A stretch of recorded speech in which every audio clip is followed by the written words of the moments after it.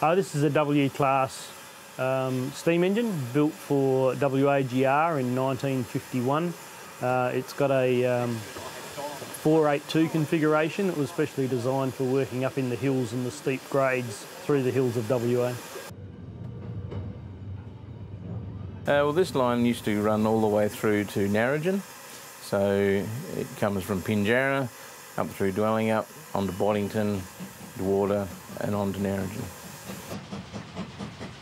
I joined Westrail 30 years ago, and about 5 years after joining I started working steam engines, which was predominantly with Hotham Valley and other trains that came into WA like the Flying Scotsman. Well, my interest has always been in mechanical items, and I've developed over the years a keen interest in steam equipment and anything mechanical really, or electromechanical, which is where my first interest was. And so now I look after this railway and keep all the bolts tight on all the engines and keep them maintained. Yeah, steam drivers are becoming harder and harder to find.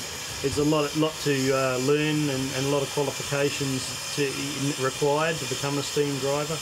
But it's Hotham Valley's plan to train more and more up.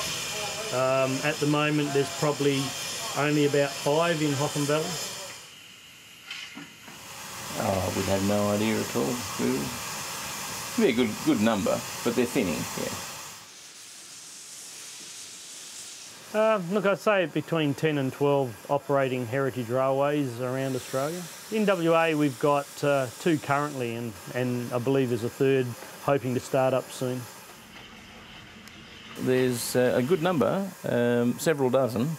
None of them have really got the kind of gradients that we've got. Steep hills, we would be probably the steepest, I would think, in Australia. Well, this is the only operating mainline or branch line type railway.